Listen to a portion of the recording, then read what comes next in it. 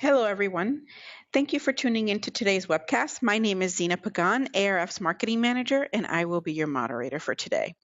Before we begin learning more about mobile app advertising, I will go over a few items.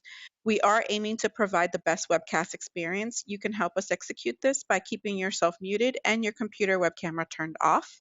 Unfortunately, if you do turn on your cameras or unmute yourselves, I will have to disconnect your access to today's webcast. The audio will be streamed. This means that you will be able to hear us throughout your computer speakers. However, if you prefer to use a teleconference option, please use the information provided on your screen. Additionally, I will post the information on the chat box. Should you have any questions during the session, please send these to me also using the chat box.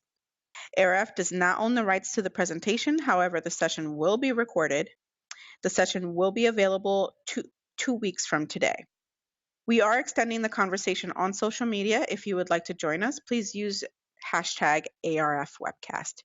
If you're interested in hosting a webcast of your own, please contact me at zina@thearf.org. We are hosting several events throughout the fall. If you're able to join us, please do. Our Leadership Lab will be back in session on October 13th. This semester's topic will focus on quality research. The next ARF webcast will feature the Journal of Advertising Research's 2015 Best Paper winner, Dwayne Varon of Media Science. Dwayne will dive deeper into neuromarketers' ad effectiveness measurement. And for those of you joining us on the West Coast, we are happy to announce that the ARF will be back at Facebook headquarters for an ARF West event in November. Our conference will feature multiple award-winning agency Crispin Porter and Bogowski's Chief Strategy Officer, Eric Zunzik, as well as our webcast presenting company today, Verto Analytics' very own Hanu Verkasalo. Both will cover topics on delivering what consumers want most, mastering mobile marketing. If you're interested in any of these events or other ARF programs, please check our website for further details. And without further delay, I present to you Laura Grover. Laura, please take it away. Thank you, everybody, for joining. As Zina has said, I am Laura Grover. I'm our VP of Analytics Solution at Verto. So to quickly introduce myself, I have been with Verto for just about a little over 4 months now, and I joined the company just because I thought everything that we're doing is just really cool, and it was a great opportunity.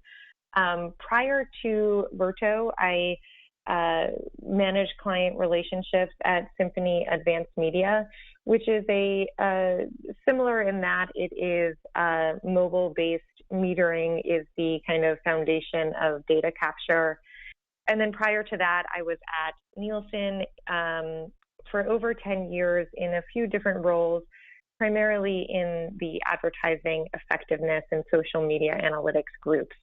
So I've been working in advertising and media measurement for my entire career. And as we jump into this presentation, the real focus is on being able to understand the ROI of mobile and of mobile advertising.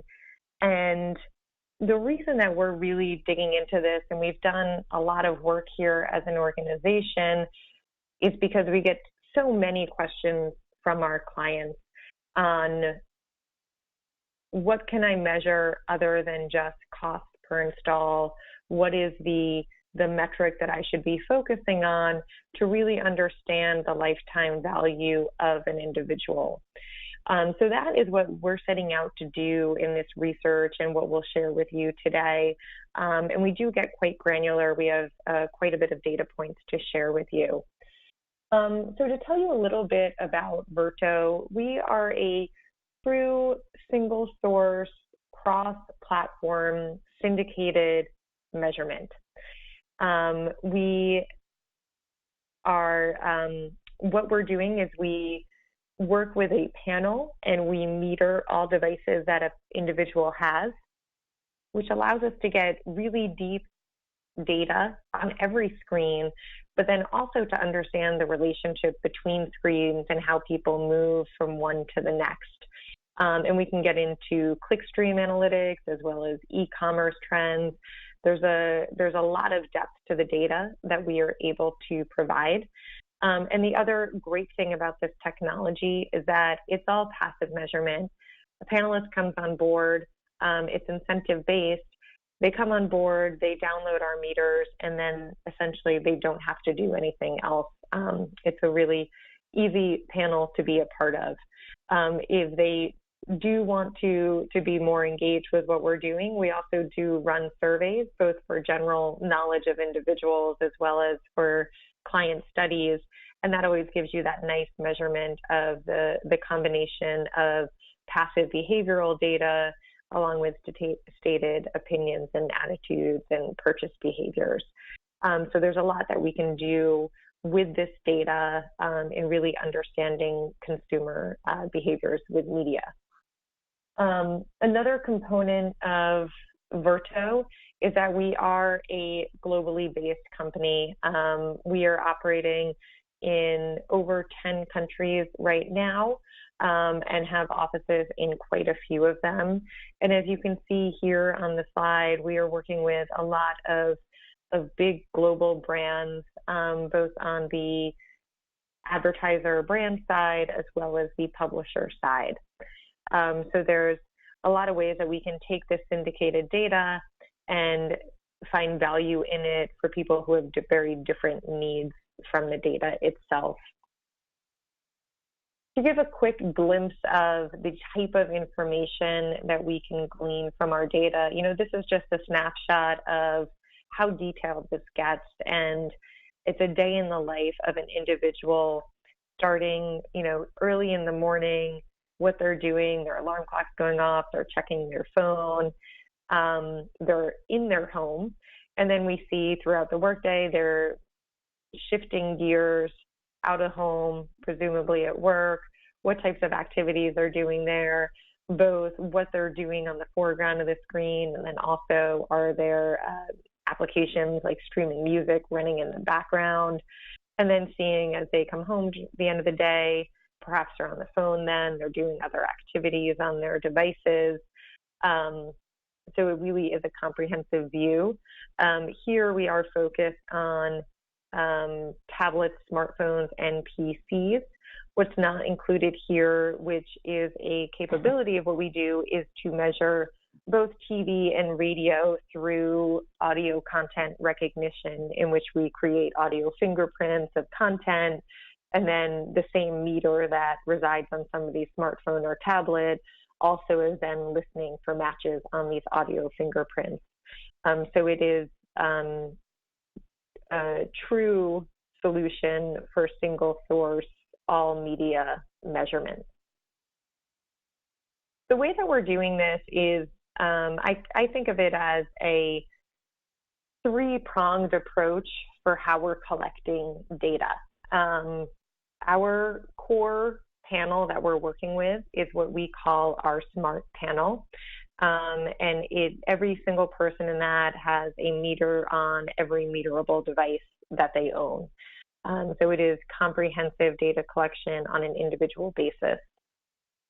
We separately have a boost panel where someone might have 2 out of 3 of their devices with meters on them, but it's not that full measurement, so it is broken out.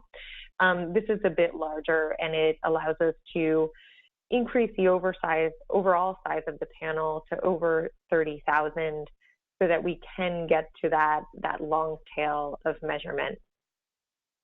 And then to get that big data, we are also accessing SDKs and other resources to get to that census level data. So there is a lot of data coming in, and the different sources of data really allow us to cut the data a lot of ways and to be able to look at the big picture, but also to really get into some of the smaller apps and provide some insight on those as well. So that's a really brief overview of the methodology, and I'll talk a bit more about it as we go into some of the details and show some of the data. To switch gears, let's talk a little bit about the mobile app ecosystem and what we're seeing in this analysis and why we're seeing this need to look beyond installs and look for other data. So to start with some of the the baseline findings and the baseline understanding of the industry today, we've seen in research that mobile advertising, install advertising, drives more than 50% of the mobile advertising market. And what that means is that a lot of advertising that is out there are areas like gaming, where you're trying to drive that install while someone is on a device. That's great because you're getting people in that timely moment when they can install another app. But it also means that there's opportunities being missed by brand advertisers where they do have this ability to talk directly to a consumer, where they know from other resources that the consumer might be interested in their category or their product, and they're not taking advantage of this opportunity. And we think that there's a lot of, with the right metrics and the right data, there's a lot of ways that the future revenues can be evaluated differently, and it will create a more robust and better environment for mobile advertising. So one of the key things that we're seeing is that there's a small amount of users and apps where people are truly engaged for a longer period of time. And you'll hear me talk about engagement quite a bit during this presentation, because I do think that's a critical piece of moving beyond the install to a metric that is more meaningful. So one of the critical pieces is to be able to identify who it is that who is engaging with these apps in a more meaningful way, and then to be able to find those people to properly advertise to them, and to create a platform that works for them. So we're going to introduce a few metrics here, looking at duration and also looking at a measure of stickiness, which is how frequently somebody comes back to an app after they download it. And through this, we think it will provide a more robust understanding of the marketplace and give people the confidence they need to invest more in mobile, similar to what we saw probably in the web in atmosphere probably 10 years ago or so. I think mobile is where that was at a decade ago. So at a high level, we do see that there is a large reliance on apps. There's some really striking metrics here that show just how reliant people have become on mobile devices in a relatively short amount of time. There are 90% of adults who are on some apps every day of the month. On average, people are spending more than 2 hours a day on their mobile devices. And I think here on the bottom right is a really interesting measure that close to 700 mobile apps have a reach of 1 million users in a single month.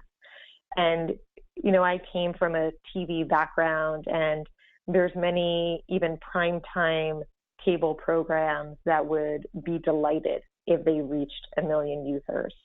But the way that mobile apps are valued are much differently and much less so than a cable program. So I think this is a huge opportunity that with the right data and the right education, apps are this incredibly robust opportunity to reach the right consumers for your brands.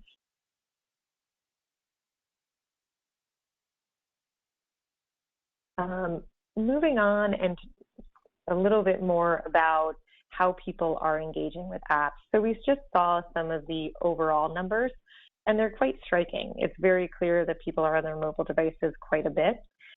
But when we start to peel the onion and look at user behaviors a little bit more, it gets really interesting. So this is looking at a snapshot across users of how many devices, how many apps are on their mobile devices, and how many apps are actually used. So on average, consumers in the US have 71 unique apps installed on their devices at any given moment. And this analysis here does exclude system and default apps such as your phone or your SMS. This is just apps that are downloadable. So there's 71 apps on a device at any given moment, but only 25 unique apps are used in a month. Only 18 unique apps are used every week. And on average, only 7 apps are being used by a consumer in a given day. That's less than 10% of the total apps on their device. So this is right from the get-go an indication that installing only tells a very small piece of the picture. There's a lot more going on that we need to look beyond the install itself and then look at that combined with usage to truly understand how people are engaging. Looking at some other category level information.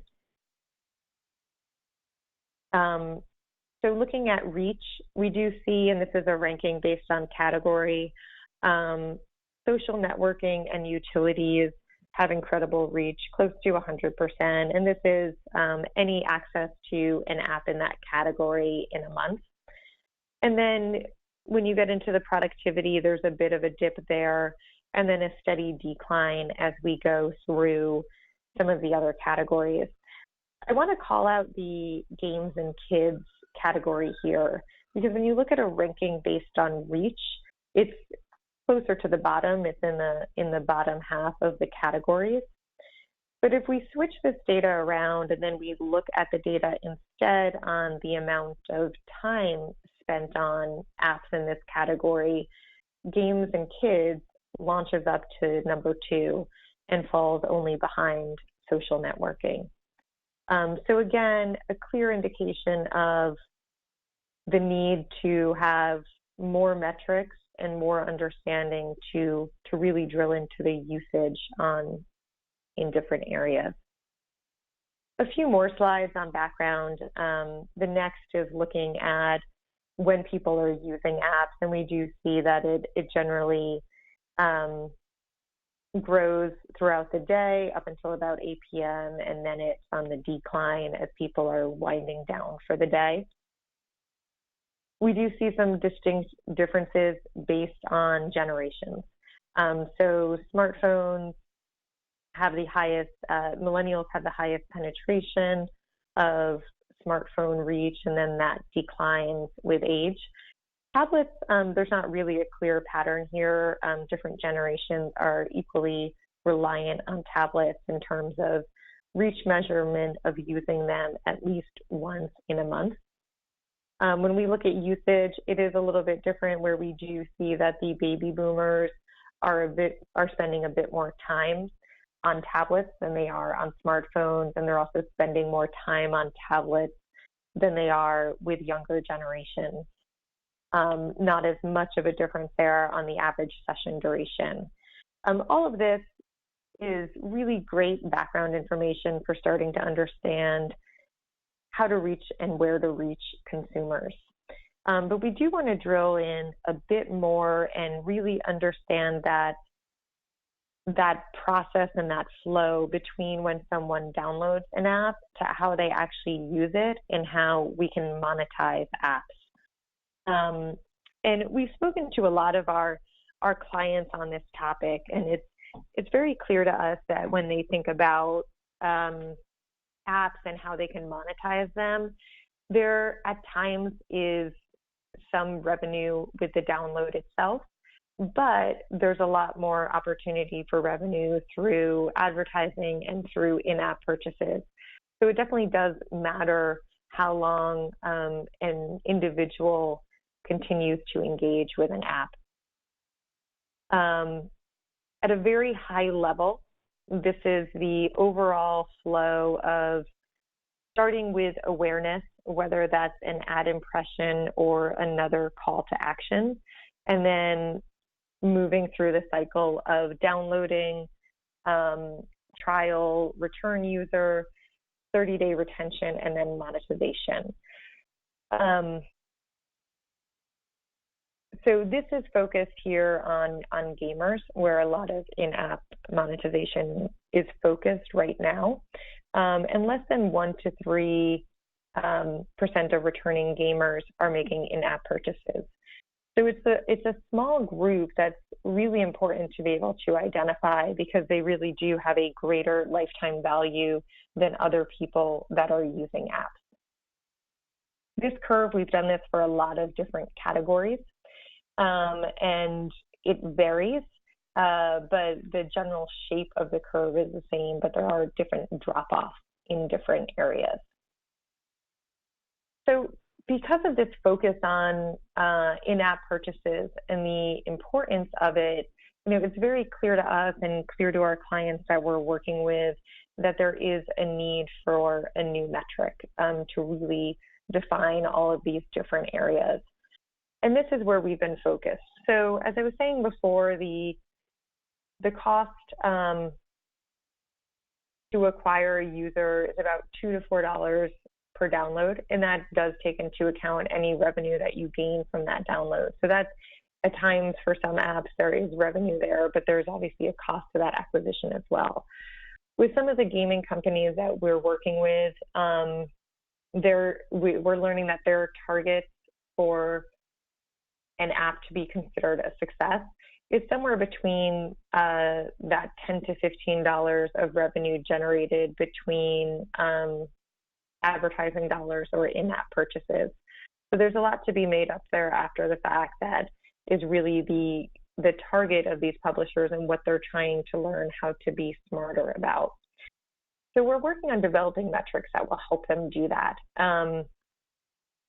We know how many apps sit on a device and how many of those are used, but taking that a step further, the metrics that we're really focused on are some of the conversion metrics. So looking at that conversion between installations and usage.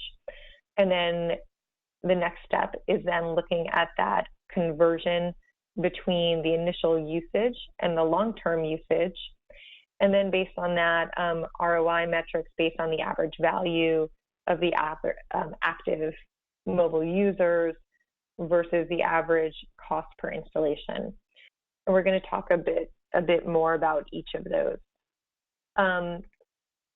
So we have created a diagram that at a high level is showing the flow of how people discover apps on through to monetization. Before the download even happens, we've looked at behavior in app stores and have divided people into two groups, whether they discovered the app within the store itself, or if there was non-app store discovery. So that could mean a recommendation, it could mean advertising elsewhere that drove you to the app store. And this distinction is made based on a couple factors, including looking at the clickstream activity within the app store itself and looking at the total time spent in the app store. And that's were the two main metrics used to break these two groups out. In and of itself, I think this is incredibly interesting that almost 2/3 of apps that are downloaded are discovered within the store itself. So people are browsing, maybe they even know a category of an app that they're interested in getting, but they are taking their time reading reviews, looking at multiple options before they go and actually download the app. Whereas about 1/3 of the people are kind of jumping in, searching for a specific app, immediately downloading it. Those two factors drive to your complete pool of people who download the app. There's a pretty large immediate drop-off between that conversion of installation to usage and that initial adoption. So about 40 to 60% of individuals are using the app the day after they download it. So that's a pretty large drop-off. And then within that group moving along, 10 to 20% of people who download an app are actually still using the app 30 days after they download it. So that, of course, is taking into account the conversion from the initial usage out to the long-term usage. And then within that, an even smaller group, at most about 2%, are actually spending money in this case, in the gaming app. So that 2% is really what is the sweet spot of where these gaming publishers are trying to pull those individuals into their games so that they can benefit from the engagement and level of loyalty that people have with these gaming apps.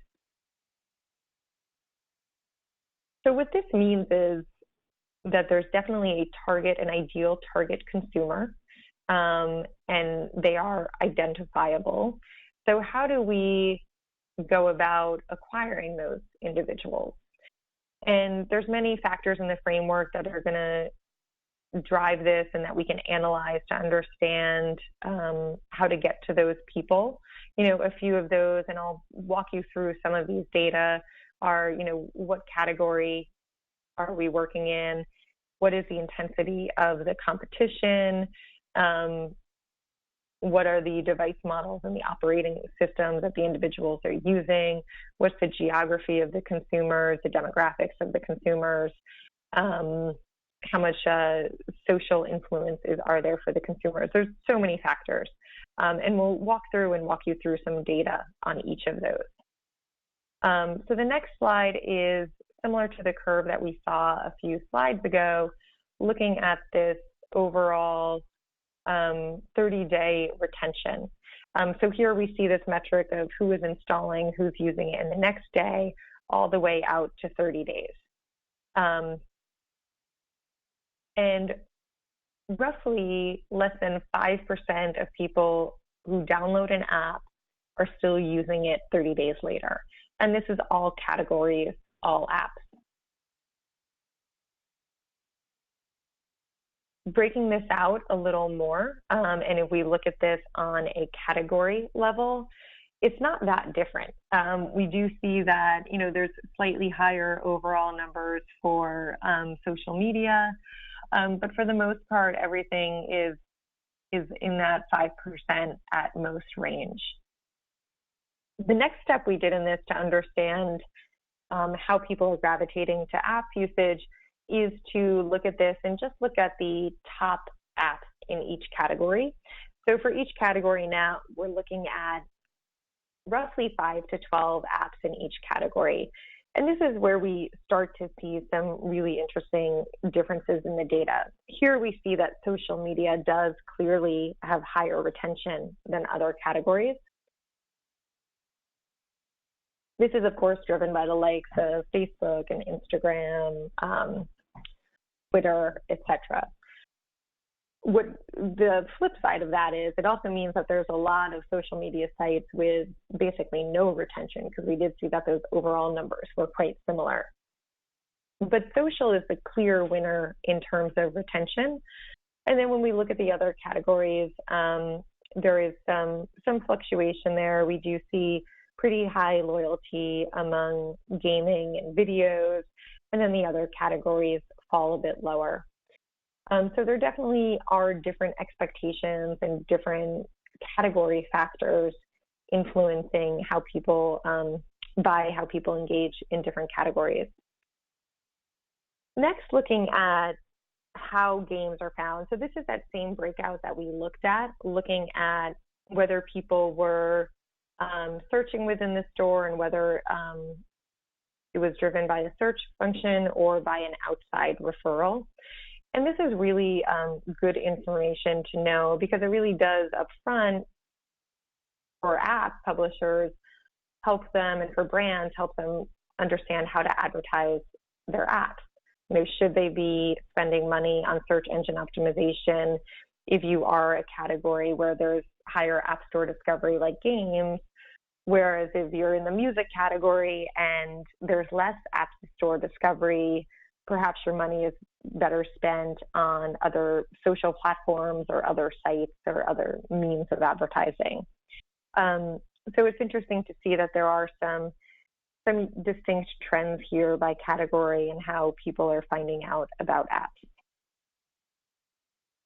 On an overall level, And we're still just looking at the top apps by category, which is why we see the numbers are a little bit higher here.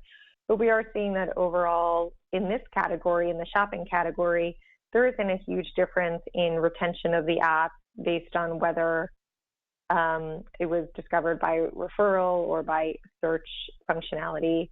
However, in gaming, we do see quite a difference here, and we do see that the non-App Store discovery does drive a lot higher retention.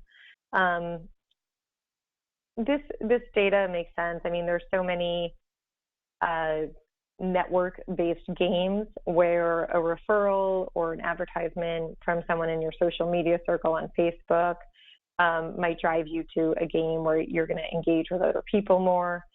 And it also makes sense that a lot of times the App Store discovery apps are kind of someone looking for something to do on a whim when they have a little bit of time to kill and might have lower genuine interest in an app and then in a game and then move on. Looking at another factor, next we took a look at days of the week, and we didn't really see any differences here. This is interesting. It's different than other platforms, particularly TV, where we do see that people engage very differently on days of week, and we do hear that from ROI analysis that there's different impact on that. Here we're seeing based on when you download doesn't have an impact on how you engage with the app itself. And we're also seeing that retention rates are relatively stable across the hours of the day of the original download.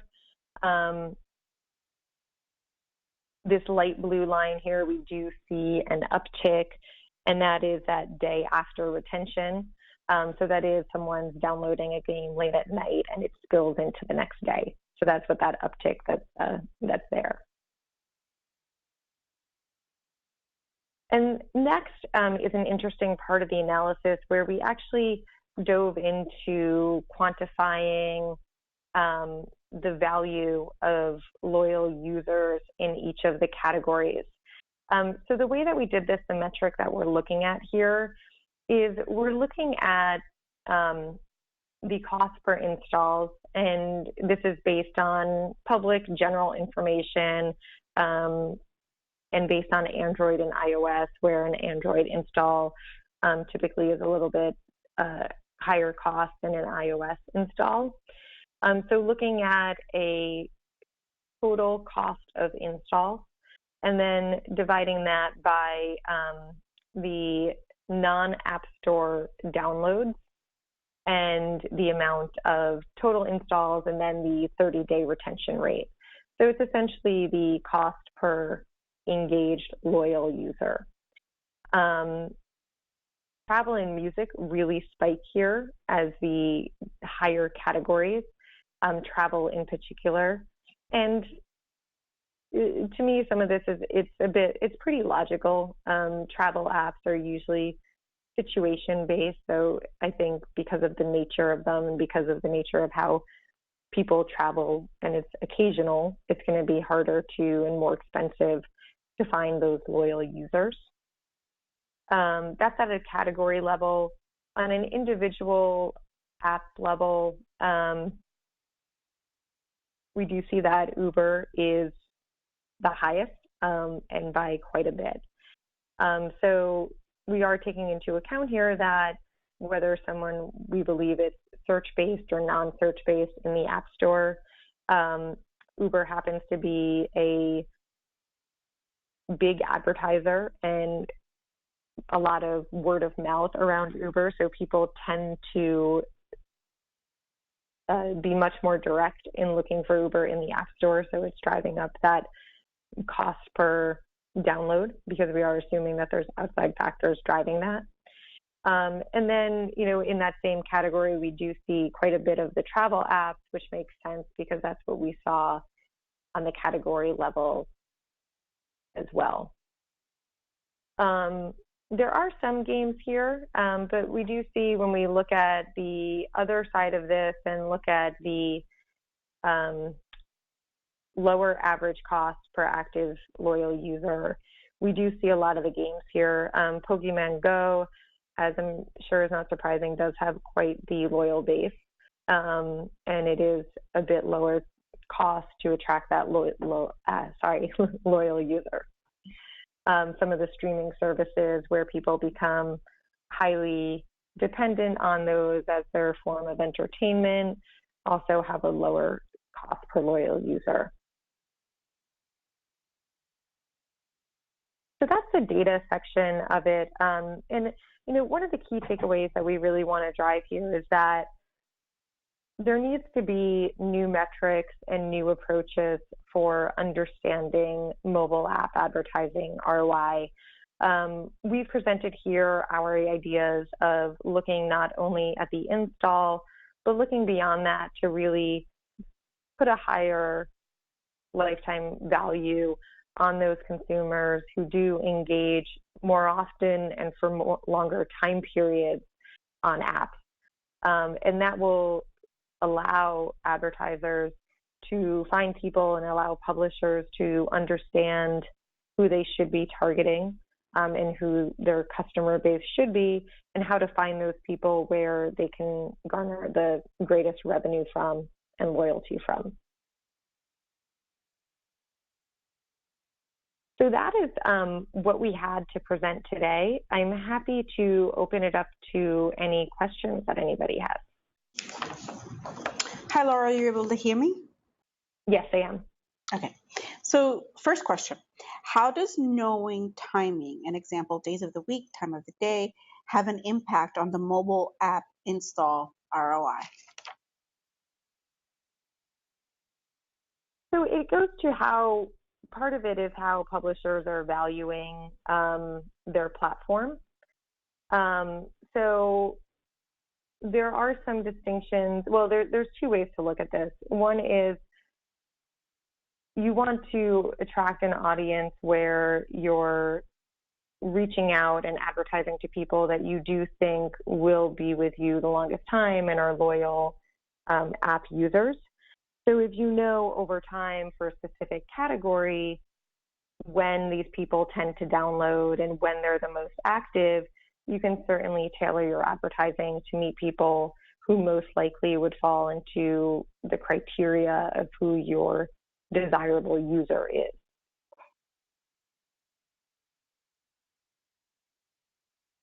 Does that answer your question? Yes. Next question.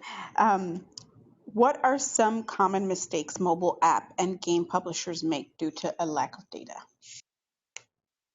Yeah, I think the areas that we see here are similar to advertising pitfalls that any platform is susceptible to. Everybody, I think it's common knowledge that not all of your advertising dollars work.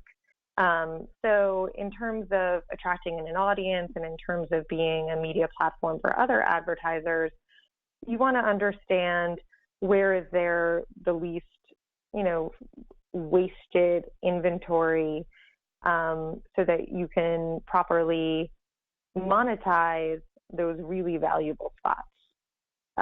And knowing what's working and what's not working is the key step to be able to do that. So having the data with all of these different breakouts of really understanding the activity of individuals who are making in-app purchases. If I'm a gaming company and I want to advertise, knowing these people's habits of when they're active during the day, what day of week, what operating system do they tend to be on, really opens doors to be much more targeted in who you're advertising to. Next question. Excuse me. Shouldn't this type of analysis, the LTV of users, be something that ad networks and advertising platforms are concerned about? Absolutely. And it definitely is. We work with ad networks and advertising platforms and as well as publishers. And the reason people are coming to us is they want syndicated comprehensive measurement, and they want it coming from a trusted third party. And that's what we're able to provide. We work with our customers in various ways, whether it's custom research, which would be putting together a presentation like I walked you, an analysis like I walked you through today. But we also work with, particularly with ad networks and advertising platforms, and actually providing data down to clickstream and URL page views on a category or on a specific type of user basis, so that they have this most granular data so that they can do these types of analyses themselves to really understand who and how they should be targeting.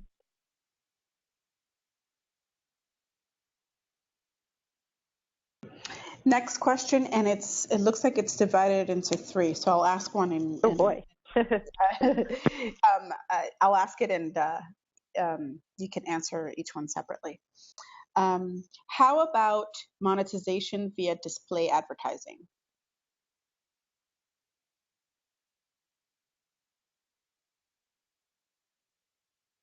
I think that follows a lot of the same. Is for whoever's asking that question, is there a distinction between display and video advertising? I guess maybe I'll read the whole question and maybe that'll okay. Make better sense. Sorry about that. How about monetization via display advertising? How much more is in-app display ad over subscriber fees? And what's the ROI in the acquisition cost? So in the question, whether it's display or video, I don't think that really has an impact on the way that I would respond to this. The reason that we really value this ability to measure long-term usage is because, and this isn't necessarily just coming from Verto, it's coming from our clients as well, is that there's a ceiling in install fees that you can garner. It's very clear what you have to gain from an individual user, and then that's done. Any sort of advertising over time, the longer that an individual engages with your app, and that people want to advertise through your platform, there is no ceiling. And that's why it's really critical to be able to measure both of those pieces, because if you are able to have a loyal base and build your base and have it grow because you have loyal people, then the opportunity is much greater than it would be for the single install fee. In terms of, and then taking into account the acquisition, which I think was part of the question, is that's a sunk cost, whether someone participates on your app for a day or 50 days. So again, there's so much more to gain if you can engage with people and they stay loyal to your apps over time.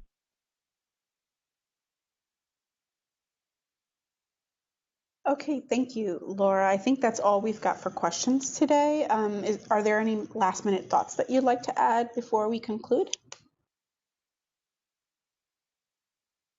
That was all in terms of the content. I think everyone who joined today has my contact info from the presentation. So by all means, please reach out if you'd want to see a copy of this or if you'd want to talk about it in more detail. We'd be happy to engage. Well, thank you everyone for joining our webcast today. A special thank you to Laura and Verto Analytics for taking the time to present your work with our webcast crowd. I hope you all join us for our next webcast, which will be in mid-October. Thank you, everybody. Thank you, Laura. You're welcome. Thank you for hosting. Bye. Bye-bye.